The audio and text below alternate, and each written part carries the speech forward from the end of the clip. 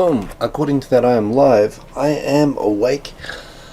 Damn. So I'll tell you. Last night, I went out and I came. I tried to stay up as late as I could. I wanted to watch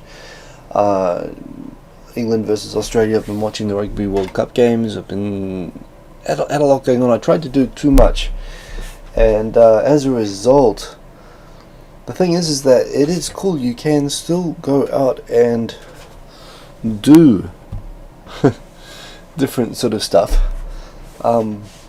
but you know, when you have a 5-year-old kid, you gotta wake up when they wake up. And today we were like out all day, so I slept basically less than 2 hours,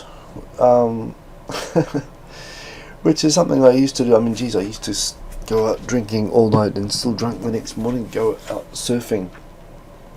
And you do that, it's kind of funny how quickly you can sober up when you think that you're going to die, which is what myself and my friends used to do. It's actually not dissimilar to that, going straight out into a, going into a busy day like I did today. And I actually had some Republic time. I had big plans. I was going to wake up at 9 o'clock. I was going to finish my Flipboard. I was going to tidy up this room. I was going to be all set to go for an awesome Back on Track show tonight. And I just woke up. So sorry, I've been asleep. I haven't finished my Flipboard magazine. But that's all good in the hood. I'm going to go through and just go through my tweets live without maybe sorting them, perhaps. So yeah, anyway, it's good to be back. It is good to be, I mean, I was kind of back last week as well, but this is going to be another little bit of a disorganized episode, a bit like last week. First up, I mean, yesterday I saw some awesome people, actually. I saw Yum Yum Sesame, another friend from the UK. We went to Shinjuku, and it was kind of funny. I consider myself someone who knows their way around Shinjuku pretty well. I've lived near there a long time. I've lived in Shinjuku, like Ward, for a long time. I used to go out to like Kabukicho all the time. It is true that Tokyo changes very, very rapidly, and it was just like last night was my first time really around the east exit of Shinjuku for a long time. I was really, really amazed actually how much Kabukicho has changed, which just brought home. It's been years since I've been there, but we went around walking around some more, and Amanda suggested go to Golden Gai, and I've heard about Golden Gai, and I thought I knew where it was, but I'd never actually been to it before. We went last night to Golden Gai. It was awesome, actually. So that was the first time, and then I actually caught up with Stu in Tokyo, as well as Reina from Deep in Japan and one of her friends, and that was really, really awesome as well. And last night was just a whole bunch of and in between trying to keep up with the rugby scores and so on, it was pretty cool. In Golden Gai there was a place where I could still see where it was. Yes, I am still half asleep, as you can tell. I just turned on, and you can see, look at this, I set this up with the full setup, not just with the hangout, but so that I could share the comments in the screen. So yes indeed, and I can see people talking about other stuff. Hit by hay fever. I've been hit by hay fever as well. I went and got this Allegra. This is Allegra. This is fexofenadine, but it's like Allegra because this time of year, I did a wee blog. Well, that's another topic I want to talk about. I'll get to it anyway. But allergies. I've got hay fever this time of year. Everyone says this time of year it's butakusa, it's pig grass, whatever the hell that is. Which is what I seem to react to. I don't react to the pine, but I've had it between August and October in Japan is when you get this other big pine wave in autumn or fall, as Americans call it. And I have been really bad on that. So again, I've had some anti-allergy meds, which have also been making me extra drowsy. And man, I actually went and bought some Republitine, which is like the first time I've bought Republitine in ages, just so that I could power through and get up at 9 o'clock and do this. But are there some weird jumps in the video, Phil Nolan? It might be streaming a bit odd. Well, anyway, so I'm not intoxicated, but I kind of like it. I'm so tired at the moment. Drowsy, and I'm talking. That's right.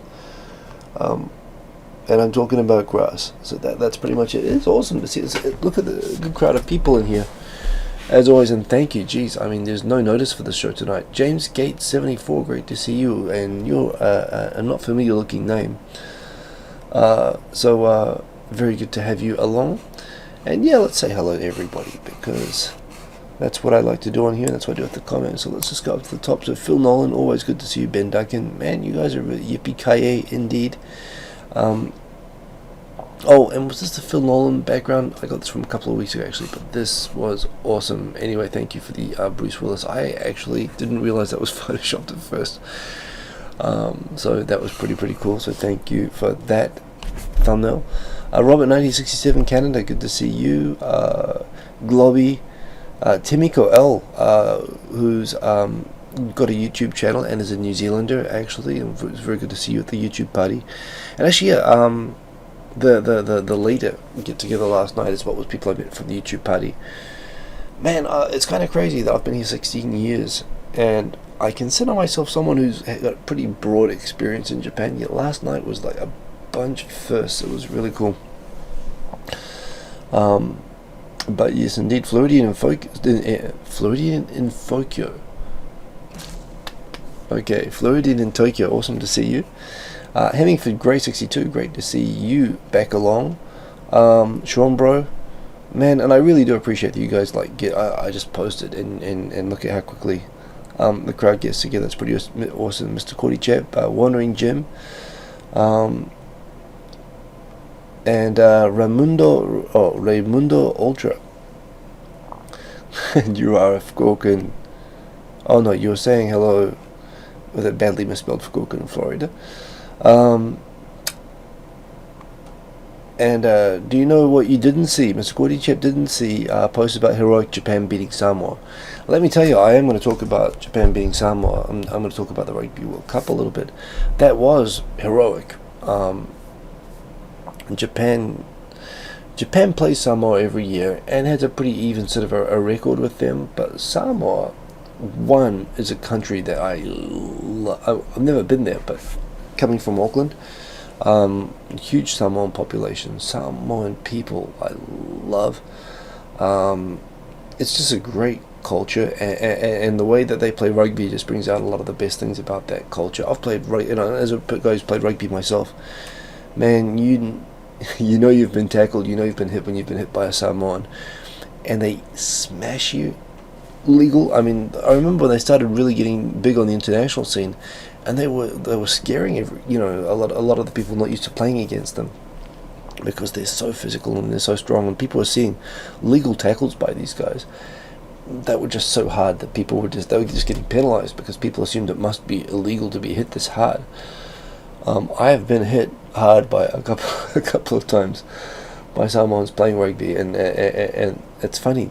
They smash you, and you kind of wake up and think you've just been hit by a bus. And I remember looking up once, and there's this guy just smiling down at me, and it's not a mean smile. I mean, it's a happy smile, and you got to smile back. It's like that guy, man, you're having fun, and I'm actually kind of having fun as well. Now, I remember this guy. I got hit by a pro player once. I was like 2 or 3 meters in front of a try line. I bombed my best chance ever for a try in a game, and I was just like, man, that was awesome. I didn't say do it again, but I was almost feeling like that. So Samoans are the physicality and the culture is made for rugby, and but it's also not an economically strong country, so all their players go and play in Europe, and they go and play in pro leagues where they're not usually available to play for Samoa. The only time that they're actually really released from their pro clubs, particularly in Europe, so that the whole full-strength Samoan team can get together, is really for the Rugby World Cup. So although they're ranked 11th and Japan is 12th, they really are a country which, by all rights, I mean, you look at the All Blacks, the New Zealand team, at any given time has 6 or 7 players who are eligible to play for Samoa. They're of mixed Samoan heritage, or have Samoan parents, or directly people have migrated to New Zealand from Samoa and meet the requirements. And even for most Samoan people born in Samoa, it's a big thing to get to play for the All Blacks, for the New Zealand, for the best rugby team in the world, and so they actually pass up playing for their own country to go and play for the All Blacks, which I appreciate as a New Zealander. But a full-strength Samoa is really rightfully probably in the top 5 countries in the world. So, for Japan to really convincingly beat a full-strength Samoa in the World Cup was full-on heroic. It was a great game, and it was a bit like the South Africa game again. They were fully on. And if you don't watch rugby, which I guess most people watching this video maybe don't, this Rugby World Cup has just been awesome. I mean, the people who talk about how, because it's a strength contest, the outcomes are pretty much decided. It's always the same countries that win. There's not much unpredictability. Like soccer, on the day anyone can win. I tell you, I think the upsets at the moment for England to have gone out last night, for Samoa Japan to have beaten South Africa, which was crazy. South Africa is like the second or third top country in the world behind New Zealand at the moment. That was unthinkable. I have been at Japan games where New Zealand, which is ranked basically the same as South Africa, has beaten Japan by like 120 points within the last 20 years. Japan beat a country that really should have beaten them by 100 points. Eddie Jones, the coach of Japan, is a Japanese mother, Australian father, raised in Australia. He's an Australian, but of some Japanese heritage. He is also a great coach, and he's a great coach. One, historically, he's coached very strong Australian teams, and he's respected by New Zealand because he's been such a great coach for Australia. But also he's got a particular style that emphasizes, he used to be a running back himself, so he emphasizes using running backs and certain strategies of play that are really, really good for Japan. Plus he's coached Suntory, the strongest Japanese coach rugby team for a long time. So he really knows Japanese rugby. He is the best. He deserves a lot of the credit for the huge performance that Japan's been showing. And I always complain about Japanese sports administrators and people like Mori, who's running the Olympics as well as the Rugby Association, and they let him go. They let the Japanese rugby coach get poached by a South African club, which is a huge loss. I think they should just give the guy a blank check to keep him. But anyway, the rugby has been awesome, and if you really want to see on YouTube, I've actually posted a link on my Twitter, which I will put into our Facebook, but you can even search for it. The last 10 minutes of the Japan versus South Africa game, even when you know that Japan is going to win, it is one of the most remarkable games of football of any code. American, soccer. It's just amazing. I mean, even watching it, knowing the outcome, you still get excited watching it. So Japan has been heroic, and the World Cup has been awesome, and if you get a chance, you really should have a look at it, because it's a sport that I love. It reminds me I want to get myself back into playing it, or at least refereeing it. I'm a qualified referee. I referee at university rugby in Japan, and it's great for fitness. It's just a great sport, and it's been awesome in Japan. It's just been, if you don't know rugby, maybe you can't comprehend how just incomprehensible. This is like Bhutan beating Argentina, literally Japan to beat South Africa, in terms of putting it in football terms, in soccer terms. So anyway, wow, I've already gotten distracted, but the thing is I don't really have a Flipboard ready to go there, so I will go through that in a minute. Phil Nolan, you go and get your coffee. I would love to go and get coffee myself, but all I have is cough syrup, which is just going to make me more sleepy again. Man, I'm on fumes. I guess I slept 2 hours last night, but I just slept 2 hours again before waking up to start the show. Cryan, awesome to see you. Brainium, great to see you. Hemingford Grey 62, and yes, I am drowsy and talking about grass. That's what I do. I bring you all the stuff that the others don't tell you. All the stuff that I am drowsy, so no one tells you that except me. So you get all the facts from me. Nolan5, awesome to see you, and Nonbidi Store, great to see you. Let's get into this. And you know what? Part of the reason I plugged this in was I want to make some music. I was really, really actually happy that people were upset that I wasn't making music last week. So I think I'm going to do this. Although this room that I am in at the moment is insanely messy. I just haven't really. I've been a bit absent this weekend. I probably do. I could probably use some Adderall or something at the moment, but that stuff is illegal in Japan and it will get you deported, as we've talked about before. Let's get into the topics. Let's get into the new stuff, which is determined by my Twitter feed, and you should follow my Twitter, all that good stuff if you want to keep up with events and what's cool in Japan at the moment. One other thing I'll quickly, I guess I'll talk about before I get into this, is that I kind of rebooted the blog this week. I'll show you this, and I am actually thinking, should I just use Facebook Notes? Because the thing is, if I put a post on Blogger, I can link to everything, and it is there forever. It's there for posterity, and that is cool. But at the same time, I don't really get much comments ever on my blog or any feedback about that. Whereas if I put it onto my Facebook, I just automatically get like 15 comments. I mean, most of you guys follow my Facebook. My Facebook is free to be followed. All my posts on it are public, so you can actually, you don't even have to follow me to actually see all my posts on my Hikosaemon, facebook.com/Hikosaemon, just the same as my YouTube. And I get way more comments and feedback on that. So I am really thinking seriously at the moment about kind of shifting my stream of thought sort of blogs onto Facebook. That's another thing. But yeah, I wanted to get that going. I do want to, in fact, even tonight, in my huge plans I had for the 2 hours, I was supposed to be awake and preparing for this. I was thinking about 071, Don't Worry, There Will Be Music. And Hip Hop Beats, request from Eric Timmer. I'm sorry I pronounced your name wrong for so long, but Chito mo wakaran, great to see you. Okay, we're going to do some hip hop. I haven't done some hip hop for ages, actually. I'm kind of getting to the chill hip hop kind of thing. I'm actually doing more sort of chill music lately because it works really well for like background music on videos and stuff like that, which I think is useful for people. But anyway, okay, let's just dive into it, shall we? Because I have not prepared this magazine, I'm going to be skipping over most of these. These are my tweets, but I only actually talk about like less than a tenth of my tweets. So that's an interesting app. I love the idea of being able to draw a picture or being able to take an avatar and it can, through AI, make it 3D. But that's pretty cool. Google Glass is coming back. Is kind of cool. The usual, guns have killed more Americans in 12 years than AIDS, war, and illegal drug overdoses combined.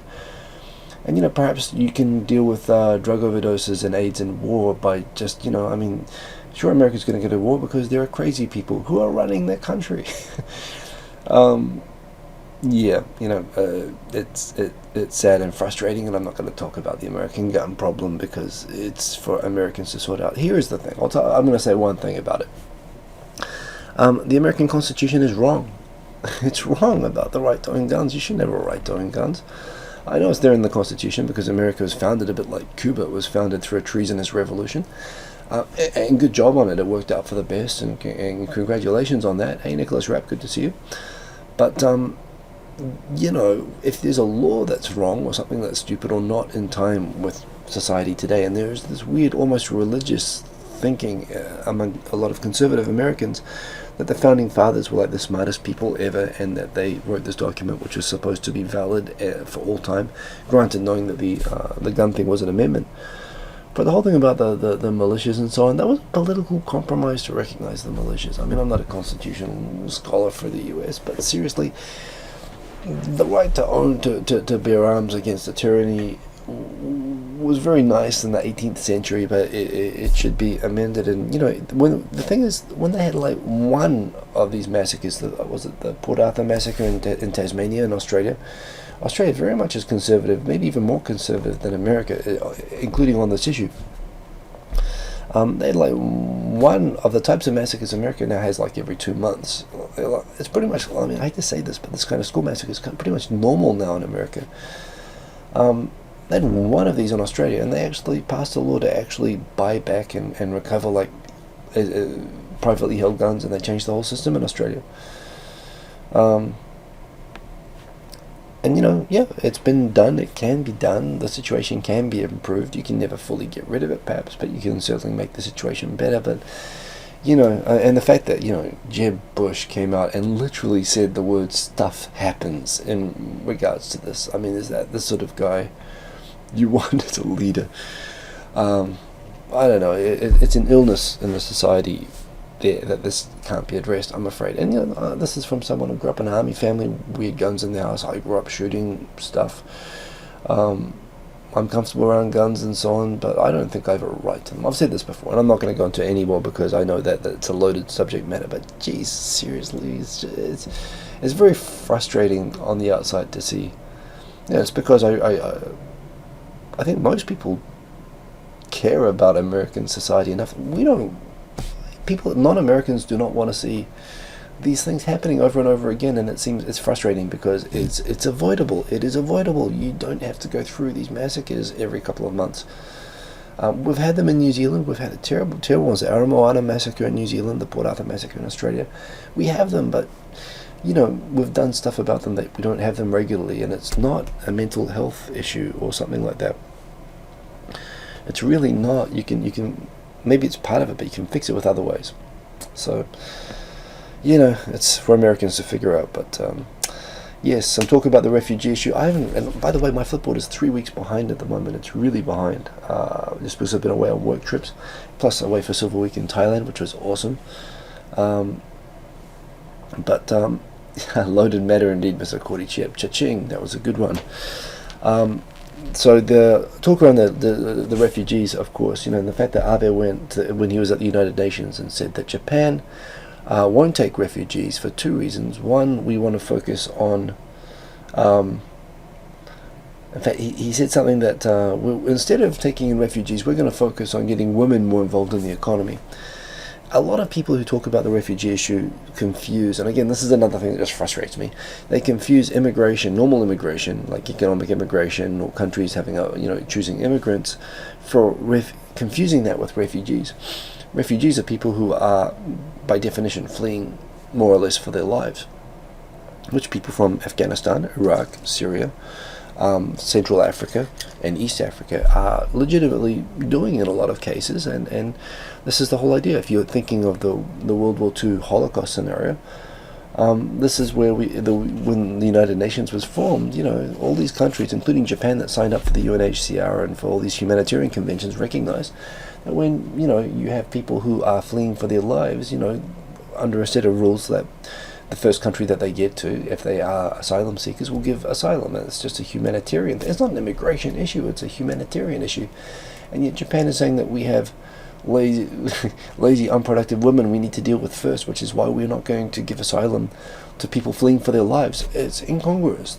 He's confusing immigration with humanitarian care. And again, check out my videos I did with Miyuki-chan from the, I shouldn't call it Chan, Miyuki-san from the Japan Association of Refugees.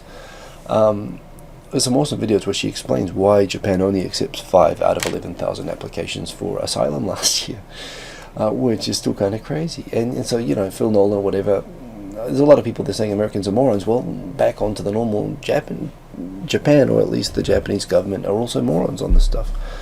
By the way, that's from David McNeil, who's the correspondent for The Economist in Japan.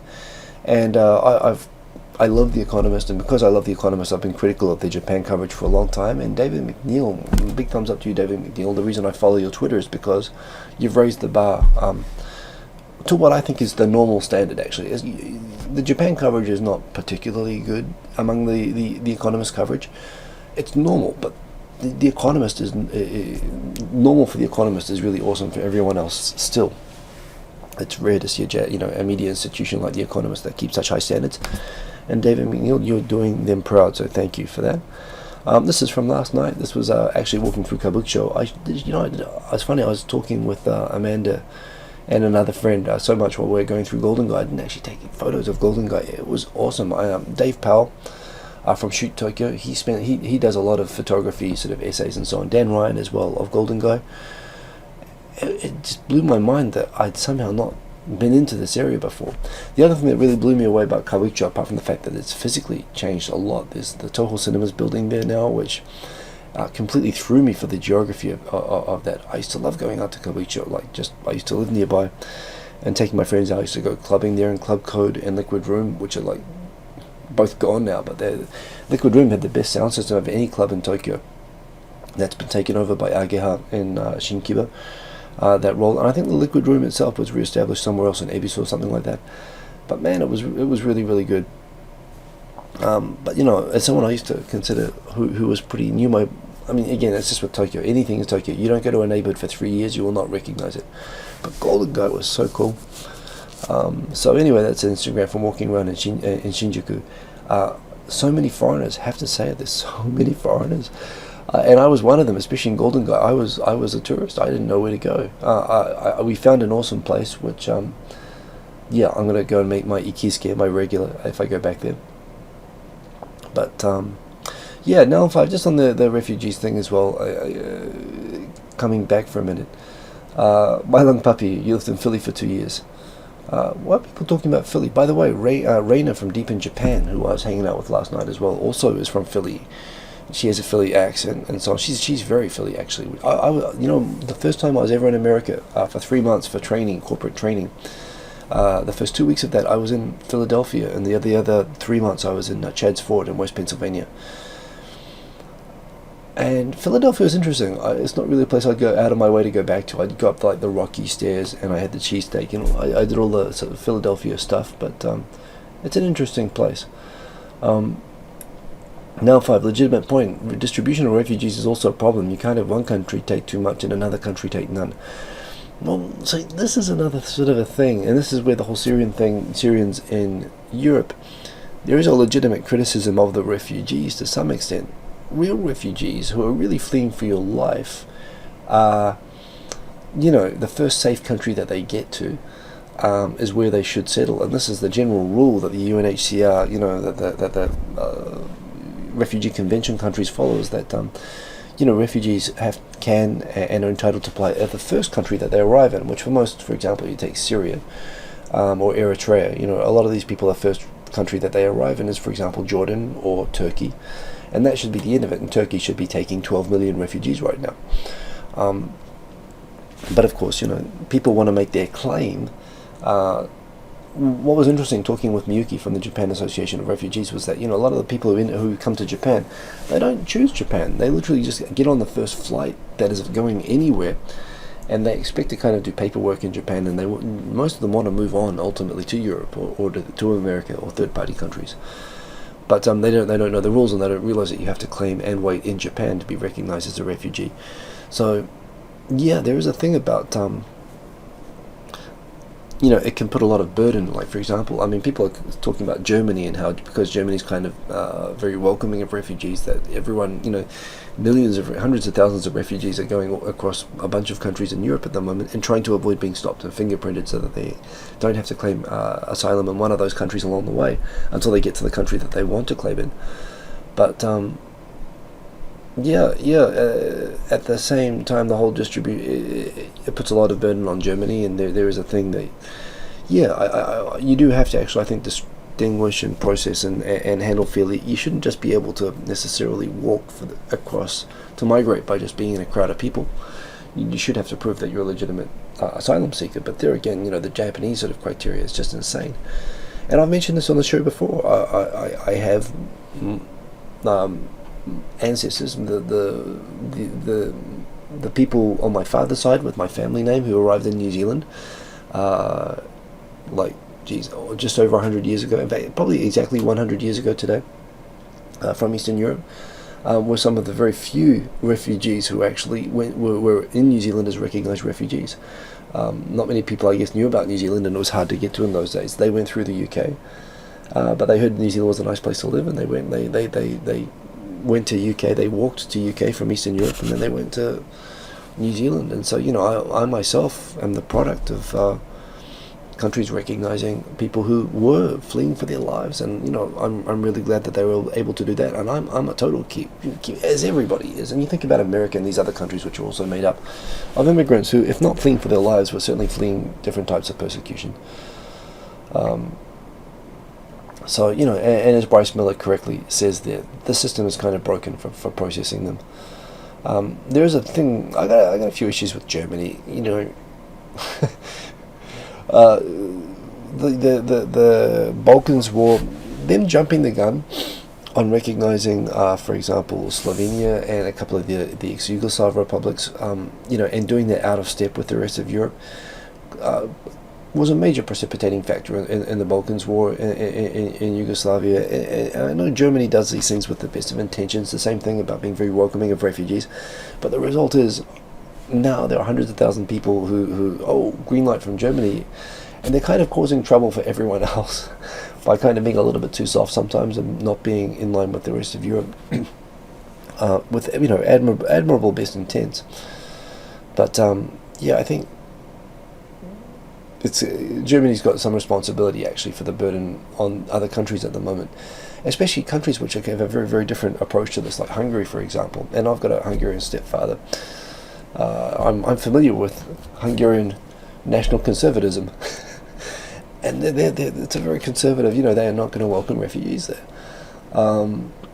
So there needs to be a more coordinated response, and I agree. No, on 5 that there needs to be probably better sharing and management of the issue. And I think that but there again, here's the thing: like with Australia, refugees. If you're really a refugee and you're just looking for a safe country, and you talk about the need to share the burden of them, then there shouldn't be any problem with doing what Australia is doing, which is taking refugees and putting them in Nauru or putting them in Cambodia, which are also safer countries than, for example, Iraq or Syria.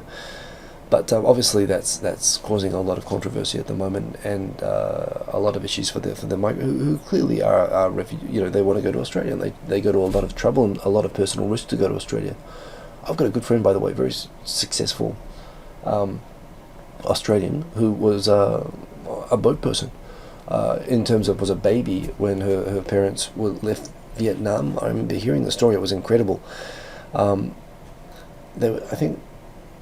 And the way she told the story, the way that they did this trip, it was planned to be a 2-day trip, which turned into a 2-week trip. And because there was one baby on this overloaded boat, which is amazing, it didn't sink and everyone drowned. They had like a water filter for filtering seawater into or rainwater to clean it for the baby, and the baby water filter ended up being used by the entire boat of people until they were all sort of rescued.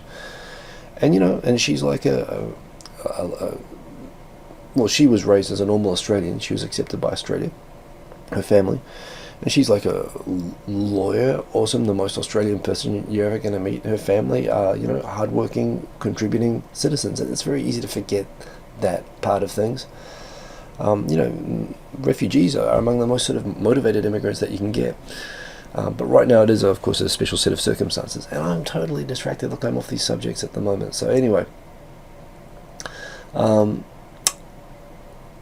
There's a Raimundo light. You're too much. I'm sorry, I'm distracted by the comments. Oh man, preparation. I should have been more prepared tonight. I don't have a GoPro, but if I get a GoPro, these stabilization camera, there's a few things like this now, and they're pretty cool, and they shoot very cool video, and I've got an eye on those. A lot of people suggested that NASA should send its next probe to Uranus. As an astronomy geek, I went Voyager 2 in 1992 or 1991 when it reached, and the American TV shows would call it Uranus because they wanted to avoid saying Uranus all the time. But that was awesome when that probe went there. I mean, Uranus is like it's on 90 degrees. It rotates like vertically. It had a ring system which no one expected. They knew it had like 5 moons, and they discovered like 15 more there.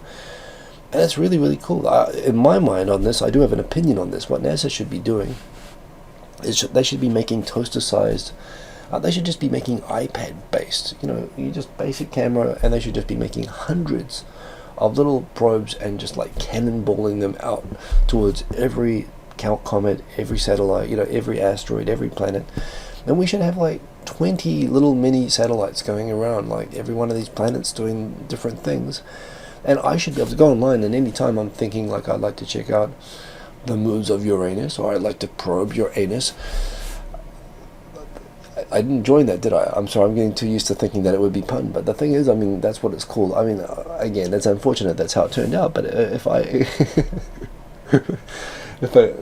let's follow through the phrase. Anytime I want to see Uranus, I should just be able to go online and see it. I don't know, perhaps some people there are offering that as a service, but that's not what I'm talking about. I'm talking about, NASA should be making lots of cheap mini satellites, and just, for me, and certainly what I hope in my lifetime we're going to see is I should be able to put on an Oculus set and just be able to travel to and be in any part of the solar system. I hope that happens within my lifetime, and I'm sure that's what I want to see. And anyway, it's really, really cool. Like the stuff with the Rosetta Comet, the stuff with Pluto was awesome. So it's like the space news has been pretty awesome lately. Forget about that. What else we got here? So this is just last 24. Oh, some guy in Kyoto. This very excited looking man from Kyoto University. According to this, I don't know. By the way, okay, well, let's follow through the title first. He says that he's found a process where you can take like carbonated gas, like for fizzy drink, like for Coca-Cola or whatever, or soda, and water. So basically, he's talking about a carbonated soda. And he's figured out a process. The success. By the way, Kyoto University is probably up there with Toda. It's one of the top 3 universities in Japan. So this is very smart people. I know people from Kyoto, and they're smart people. For a process by adding 3 yen worth of electricity under a special process that they've made, they can make 100 yen's worth of usable petroleum. So he's figured out a way to make oil from soda water, and in a way that is very productive. So they're claiming that basically through water and carbon monoxide or carbon dioxide, I guess, that they're going to be able to just like synthetically make oil. And so the all of a sudden, you've got the Nichan threads and everyone saying, oh, Japan's going to finally be, an oil country like Saudi Arabia, or hey, Naranagi, great to see you. It's going to become an energy independent country. Which I've heard in so many different contexts, so many different times, and it never plays out. They're talking about this with the frozen methane at the bottom of the ocean, and Japan's got a bunch of that all around it. Japan's got a bunch of like renewable, like wind energy resource. It's got a lot of wind, it's got a lot of sunshine and so on, and Japan could be energy independent through renewables. All true, but it's never really been done, and a lot of people here are saying as well, some people are speculating, korewa kisareru, this is going to be another kind of stem cell kind of thing, that this is might be proven as being a BS theory, although it's from a very respectable university. Some don't believe it, some are like, well, if this is true, this is going to be great. If it's true, it is great, but it'll be interesting to see if it actually comes out. Wow, Mr. Korichep, I did not know this. The American Navy has a working process to convert seawater into petrol. I did not know that. Okay, well, that's pretty cool. Incredible futuristic gear at the Good Design Awards. This is something I actually just bookmarked, so I want to come back and read, but this is pretty cool. The skip rope that this lady is using has like LEDs built in it, so as it goes round, it can actually intelligently count the number of skips that you've done and display it in front of you as you're skipping, which I think is awesome. There's a few other things like that, but I love that sort of stuff. If you're moving house, do not use Arisan Mark, the moving company, because they're kind of mobsters. If you want to know why, there's a video there with the president. They've done some really kind of messed up things lately, which have been getting a lot of attention.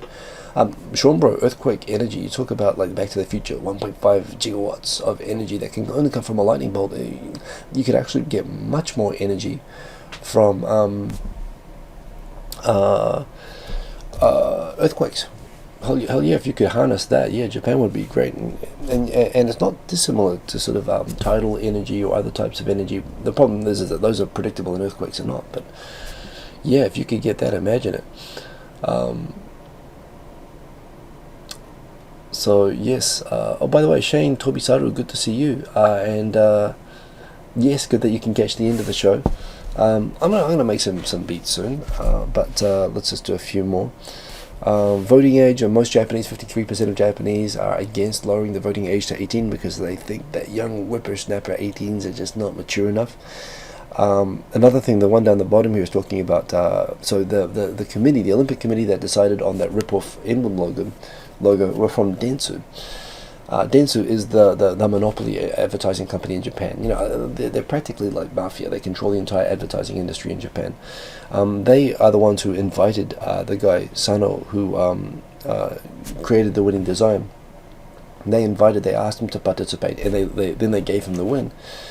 And it turned out the whole thing was kind of fake, and he does work for Dentsu, so the whole thing was kind of rigged, and the 2 Dentsu members have been banned from the retender of that, which is again indicative that even the people who are running it kind of think it's their fault.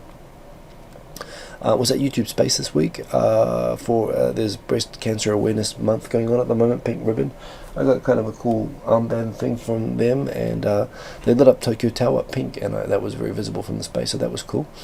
Also, when I was at the space, I got to talk to some of the managers at the space, and I asked them what's going to happen with Studio One soon. They said, Well, well, they're actually thinking of ideas at the moment, and they ask me, well, what do you think is a good idea? And if you ever ask me a question like that, I'm going to tell you as much as you're going to let me tell you. And what I told them was, make the studio like a customizable vlogger space. Make it like all the lighting, all the awesome cameras, desks, or small like customizable sort of rooms, so that people can make like vlogs that look like they're shot in someone's room, but are actually using all the pro equipment, so it looks like one of the real pro top vlogs. I mean, I said, the vloggers are the ones who are the most excited about this whole thing starting, but it's never really been set up for us. So I gave that suggestion to them, and they said, that's interesting, awkwardly. It'd be kind of cool if it comes through. It was really cool that they asked me. Anyway, PDR is awesome. Grace, Texan in Tokyo is awesome. Here she is scaring children because she is a foreigner. I retweet pretty much everything I catch that I make children cry. I retweet all of their stuff. Rochelle Kopp, she's coming back. She's got a cartoon character, and he indeed did a very good job. Apparently, in spite of the huge boon to the economy and the fact that foreign crime is down 75%, and that is not down to 75% of the former levels, it is down to 25% of the former levels. It is down by 3/4 foreign crime. And yet, a government survey, it was a government survey, found that 50%, more than 50% of people, actually no, it was 30% of people, are still worried that the increasing number of tourists will result in more crime, which again shows that the government's really got to help out a little bit. They play on the paranoia about foreigners. Yes, the Dentists Association of Japan has been paying bribes. Like you're only allowed to donate up to $500,000 to one candidate per year. The Dentists Association of Japan has kind of figured out a way of setting up some sort of dodgy funds and funding entities to direct actually like 3 times the funding limit to one guy that they have as their like a lobby in government. So they actually gave him like 1.5 million, and apparently the Dentist Association has been banned from making political donations before for breaking the funding rules, and they're doing it again now. And so the 4 former leads of the Dental Association have been arrested this week. And I've been tweeting a lot about what is wrong with dentists. Why are they so corrupt? But I couldn't help but remember Steve Martin from Little Shop of Horrors and the song "You'll Be a Dentist," and I tweeted the video for that because that is an awesome song. It is a song. You'll be a dentist. You'll have a talent for causing things pain. It's an awesome song. Stuff happens, Jeb Bush. Seriously, two spies, and it sounds like they were. So this whole thing, when I heard that China had 2 Japanese spies in detention, apparently since May, so this has gone on for a long time without getting in the news in China, and I was kind of like, yeah, patooey, right? I mean, China's arrested like actual people that were there to decommission World War II Japanese chemical weapons and mines in parts of China, and they just happened to be taking photos of where they were taking away the mines, and it happened to be a military zone, apparently a restricted zone that they were not aware of, these 4 old Japanese guys, and China arrested them and held them for months on spying charges, when that was clearly a BS case. So I just assumed this must be another BS case like that of just, some beating up on some tourists just so that they could say they caught some Japanese spies. But what's interesting is that since the story came out, it sounds like the Japanese Coast Guard actually did ask these 2 guys to go there and take photos of restricted facilities. These are rumors, unsubstantiated sort of rumors, but they are from government sources now that, these people actually might have actually been kind of like spies. Japan doesn't have an international spy agency per se. They kind of have a spy agency, a very, very small one. But nothing that like the CIA or that does this sort of thing. But apparently they're saying that the Coast Guard of all things, but the Coast Guard is very, in Japan, because of course it doesn't have a legitimate military that it can send overseas. If you want to join the military and see action, in America you might join the Marines. In Japan you join the Coast Guard because that's where you get to be ramming North Korean and shooting at North Korean smuggling boats and Chinese government ships. If you want conflict, that's the place to go, and so they are well funded. And that's an interesting theory, which was very surprising to me because I really didn't expect that story could be legit, but it sounds like it might be legit. Hemingford Gray 62, try photographing airfields in Greece. That's right. Well, the fact that the Greeks could not understand that there are British like airplane geeks who just like photographing airplanes. But that's right, those people got arrested and got into a lot of trouble, and that's from a fellow European NATO country. That was crazy. Of course, I'll bet the Jeb Bush era was fun. This is interesting. Apparently well, I think they're very smart not to advertise it, because of course immediately people like me will start doing videos testing it. But apparently the new iPhone 6s is pretty waterproof, which is awesome. My wife got the 6s. I will probably get the 7 when that comes out. Every Apollo astronaut moon photo is now available on Flickr, which is awesome. PewDiePie was on Stephen Colbert. That is awesome. Roland has released mini synths of its old synths or whatever that are all cheap, so that's pretty cool. Flirting Fukuoka, you need sleep. I tell you what, I'm just going to cut over to music, so let me just go through and see if there's anything else interesting here that I really want to talk about. There's always stuff here that I want to talk about. You know me, I can't stop talking.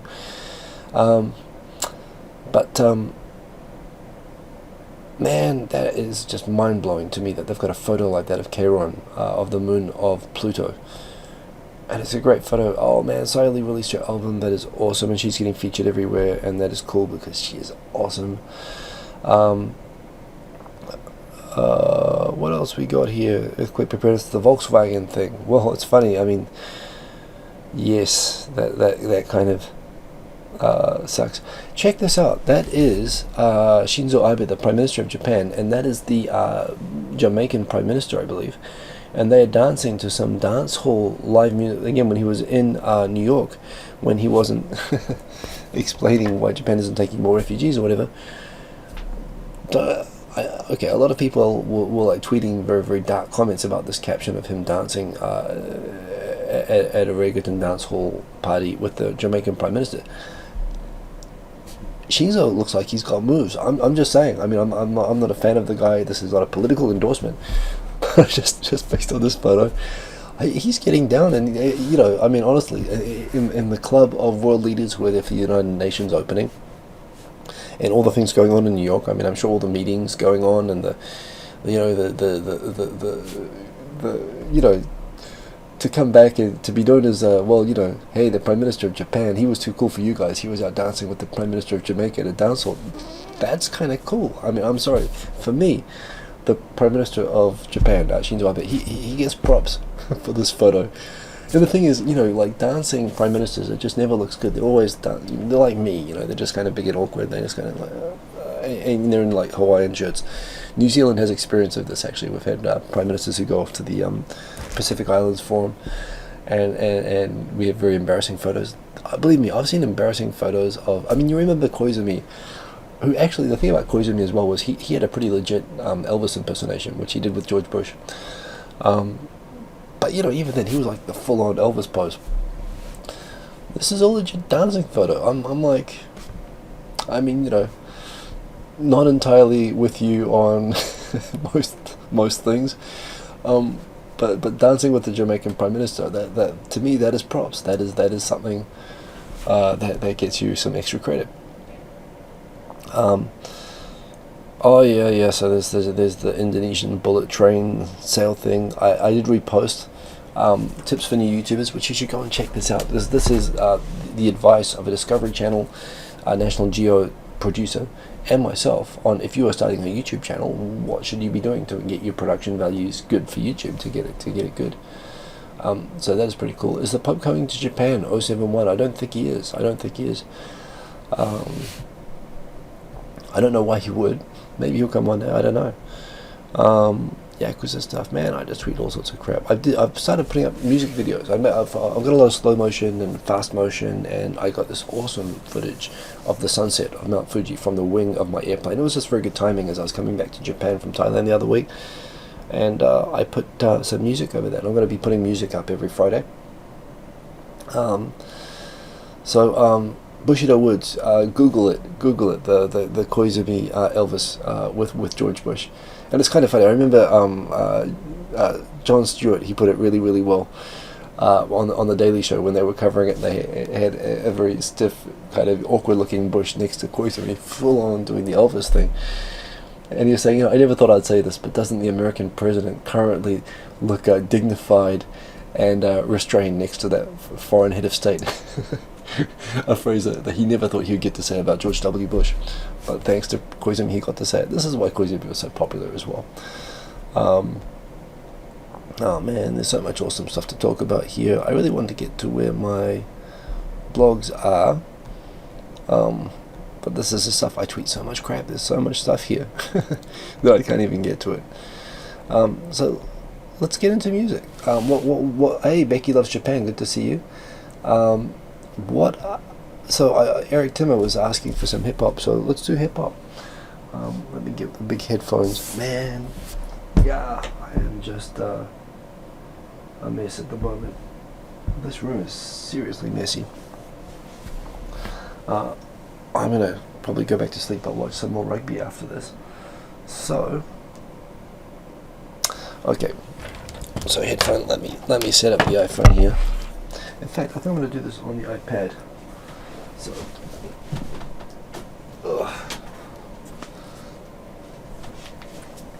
and I'm gonna use the front panel controller. And so, give me a style. What kind of stuff what do you want me to make? I got an idea for a tune, for a name from last night actually. I've been running into the name Lily a lot lately. I've got a niece called Lily who had a birthday the other. Happy birthday, Lily. Who I know doesn't watch this. but yes, I've been running into that name lately, and it's kind of awesome. So I'm just thinking I'm going to probably make that a name of my next track. But yeah. So I'll tell you what. The thing is, if I point this down at my iPad at the moment, you're going to see my legs. And you're going to see how incredibly messy my desk is. Damn, this is so messy. Well, let me. Screw it. Doesn't matter. Okay, so let me just quickly. So someone there was saying house.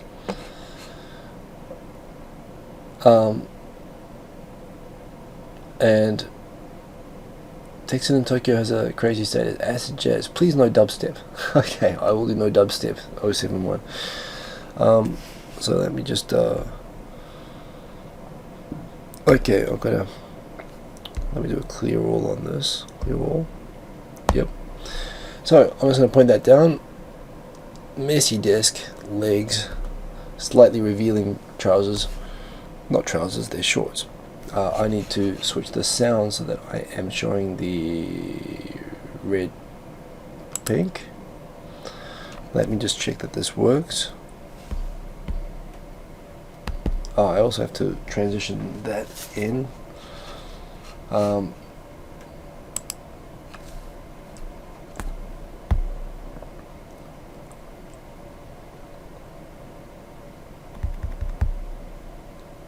Okay, that's just to make sure I can.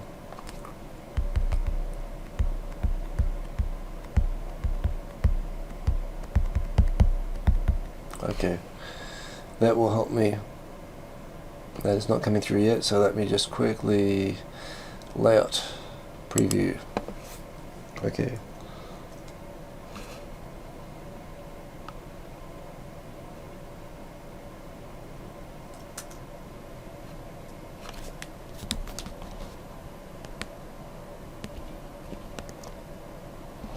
That sound is not coming through yet.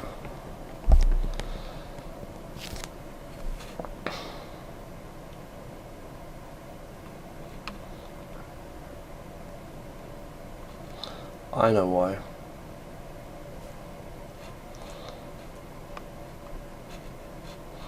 I can fix this. I can do this. Okay, sorry, just bear with me a second. Front panel, pink. Okay, there it is. Booyah.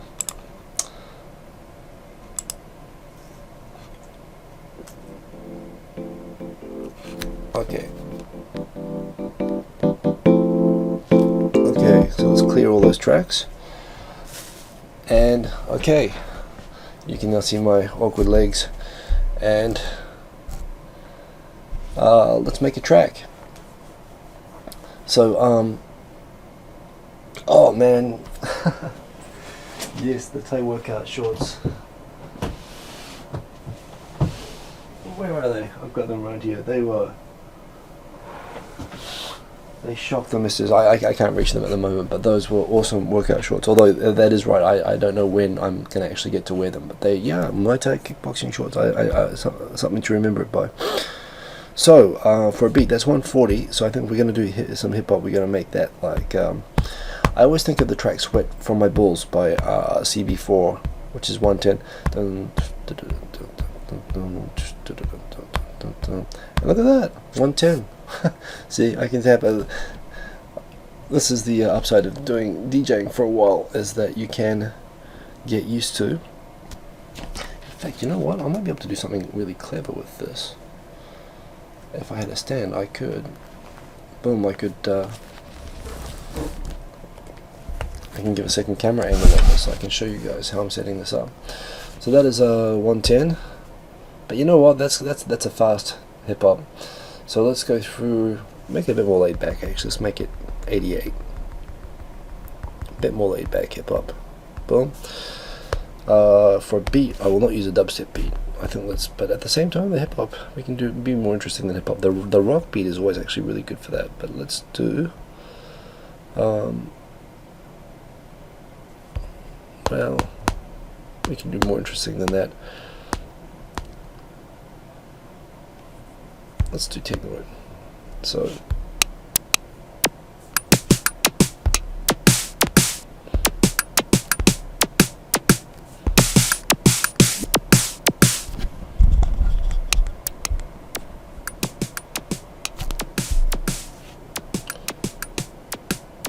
that's pretty cool.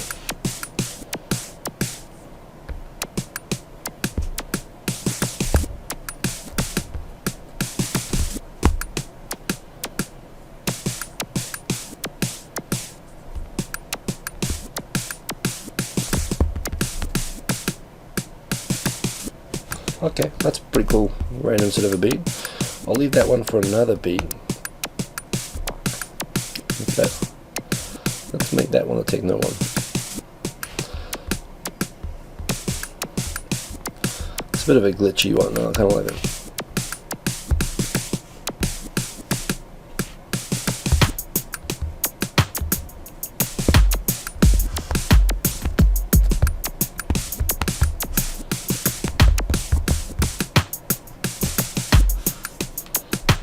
Okay, that's a pretty sweet beat. I like that one.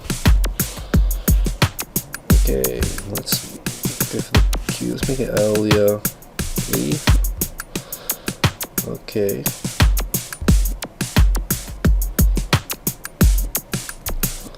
I like the tremolo vibe.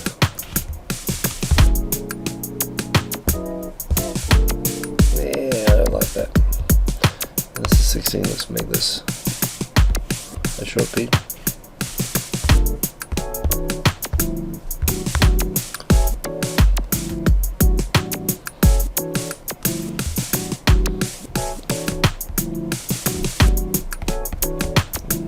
That was unintentional. But sometimes you get good stuff that way.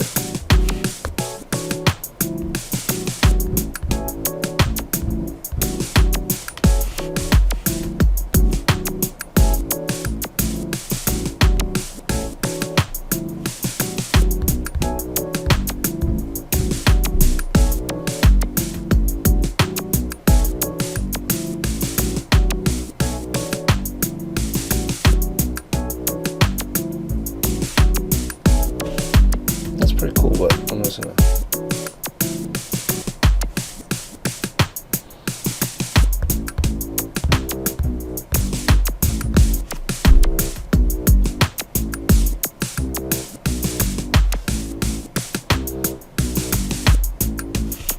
That's kind of cool.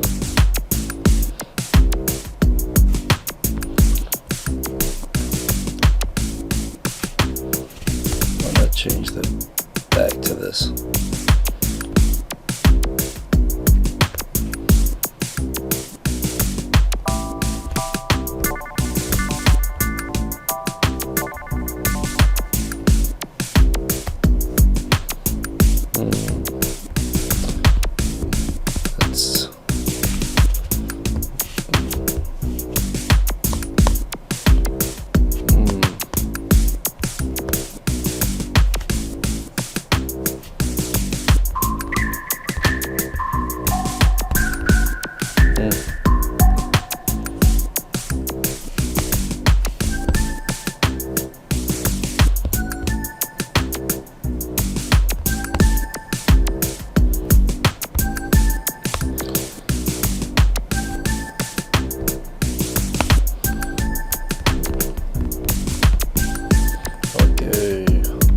though, so.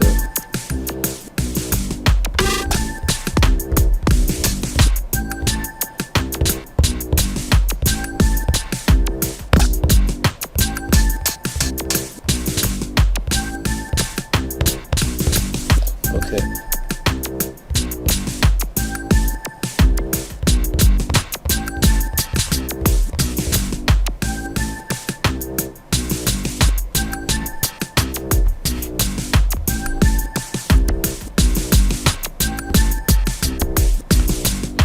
Okay, well that's kind of a track.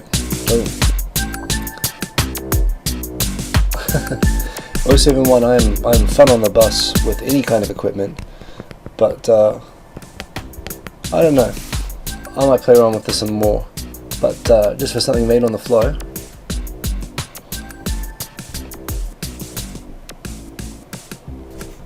This is kind of cool. I don't know what would happen if I made that